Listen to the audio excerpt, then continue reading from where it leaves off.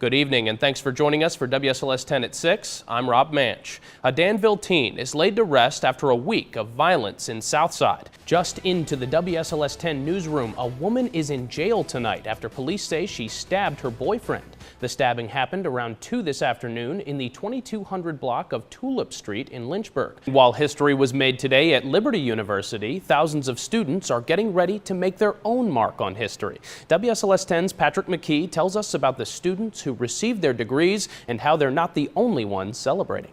This comes after 2 other deadly crashes happened in the region Friday night. The first happened on Lee Jackson Highway near Big Island in Bedford County. A new local food event is proving to be a big hit. Danville's first ever food truck rodeo just wrapped up. More than 2,000 crashes happened in work zones last year. That's why VDOT is taking part in Work Zone Awareness Week. This morning, police in London say last week's deadly attack could have been much worse. One of the attackers tried to rent a larger truck. People across the nation are protesting as opponents of the president push for an independent commission to study Russian influence in the 2016 election. A special flight landed at Richmond International Airport carrying a gift that was decades in the making. 2 sisters, one from King William County, Virginia, the other from Indiana, met each other for the first time. And now to what's trending today, a look at the biggest social networking, online, and technology talkers. What would you do with $450 million? It's a lot of money. It's a lot of money. Well, one person in California will soon have to answer that very question. You can watch Saturday Night Live tonight at 11:30 right here on WSLS 10. Politics aside, how can you not laugh at that? I absolutely will watch that. I love her so much. I am hysterical. really looking forward to watching tonight. Oh boy, my just God. a couple minutes away. Well, I'll tell you what, when I came out to my car today, it was covered in pollen. That's how you know it's springtime, Yeah, right? we need some rain big time for sure. Yeah. Well, NBC Nightly News is coming up next. We'll see you back here at 11 o'clock tonight. Maybe you should have gone with an iron instead of a wood on that one. I don't know. Maybe, you should have climbed the tree. Don't take the drop. Do better. Climb the tree. Yeah, stay in the game. I'd like to know the rules on that. I mean, Yeah. but I think you had no choice. Well, stay with us. We got news coming up next. We'll be right back. Well, I just finished speaking with Emergency Management Director Neil Turner from Montgomery County, and he says this truck was coming down a hill on 81 and its brakes set the trailer on fire. People here in Arlington were buckled down and ready for a close race tonight, but instead the polls were wrong and Northam was named the Democratic nominee by 9 o'clock. Congressman just met for a security briefing with Paul Ryan. Now I'll step out of the way so you can get a look at what's going on here behind me. You can see police officers are walking the grounds out here on Capitol Hill with assault rifles. It's an increased security measure. So Rob, what's the atmosphere? And also I'm curious, what's the security like there tonight? Yeah, well, speaking about security, I'm standing in the middle of the street in front of National Stadium because police have it barricaded off to traffic as an added security measure tonight. You can see people walking around, and a lot of these people that are here behind me bought their tickets just yesterday. This is WSLS 10 at 6. This means a lot to me because it's very touching that people come here to remember those people and that this many people come here for it. Now at 6, a run in remembrance. Thousands hit the pavement at Virginia Tech to pay tribute to the victims. Why people say they're running. Plus a homecoming for a local congregation. Members of the Pulaski Church of God returned to their place of worship months after it was destroyed. And tax day protests, what people are demanding from President Donald Trump this weekend. Good evening and thanks for joining us. I'm Rob Manch. Sunday marks the 10-year anniversary of the shootings at Virginia Tech. Thousands joined today's 3.2 Remembrance Run to honor the 32 lives that were lost on April 16, 2007. WSLS 10's Patricia Martellotti spoke to people about why they're running.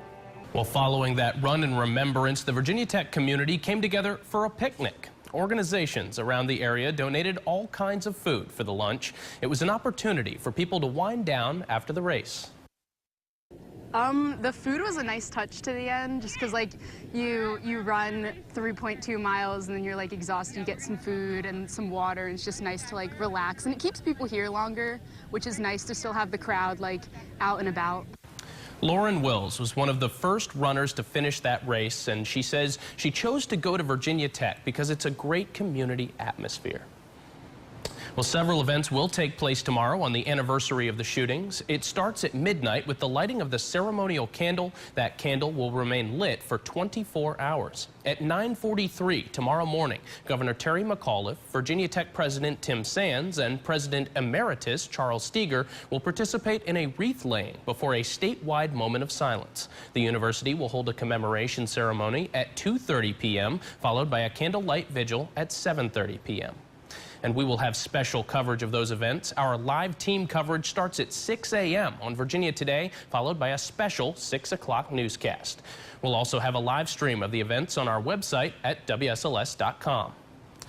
New tonight at 6, a man has died after a crash in Rockbridge County. It happened around 1:30 this morning on Route 71. State police say a pickup truck ran off the road, overcorrected, and hit a guardrail. The driver, 71-year-old Roy Swisher, died at the scene. Police say he was not wearing his seatbelt, and this crash remains under investigation. Lynchburg police are looking for a person who they say stole firearms from a local business. They're searching for the person you see on your screen. Police say it happened this morning in the 900 block of Main Street. Officers were notified after an alarm went off, and if you have any information, call Lynchburg police. Authorities say the Goshen Pass wildfire in Rockbridge County has burned more than 2,000 acres at this point. The fire started on Monday. The Department of Forestry says a helicopter was dropping water over those flames just this afternoon. The department says several seasonal cabins are in the area and are threatened. Route 39 is open, but forest roads such as Bratton Mountain Road, Guy Run, and Laurel Run are closed at this point. You should be careful driving through that area because smoke could limit your visibility. New details tonight on a deadly hit and run in Fairfax County. Keenan Ozcan is charged with felony hit and run after police say he intentionally ran over a woman twice before driving away. The victim has been identified as 75-year-old Maria Asensio. Police say Ozcan was arrested after he assaulted and robbed a woman nearby. He also faces robbery charges. Police say Ozcan and Asensio did not know each other. Thousands attend tax day rallies across the country today as protesters call on President Donald Trump to release his federal tax returns. NBC's Chris Pallone has the details. Well, it's been 3 months since a fire destroyed the Pulaski Church of God, and now this Easter weekend marks a new milestone in the rebuilding process.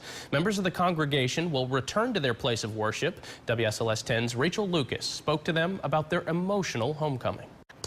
Well, the sky may have looked a little more colorful today. The annual Blue Ridge Kite Festival returns for its 19th year. Organizers say they expected between 10,000 to 15,000 people to attend the event. Besides flying kites, there was also food, crafts, and vendors. Members of the Salem-Roanoke County Chamber of Commerce say it's an event people look forward to every year. Just the family fun that happens at this event. It's just so wonderful to see all the kids with their parents and guardians coming out just to enjoy the day. Organizers say more than 500 kites were flown today.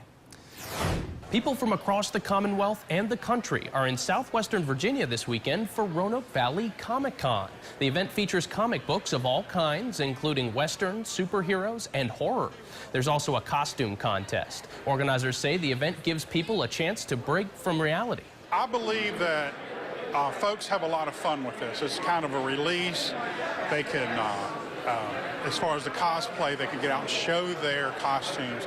A lot of these people put a lot of time and effort into making their costumes. So that's skills with the sewing machine, with design. So it's very nice to have that outlet for creative people. Well, organizers say it's the largest comic book convention in our entire region. A homecoming, decades in the making. How one Virginia woman met her sister after years of searching.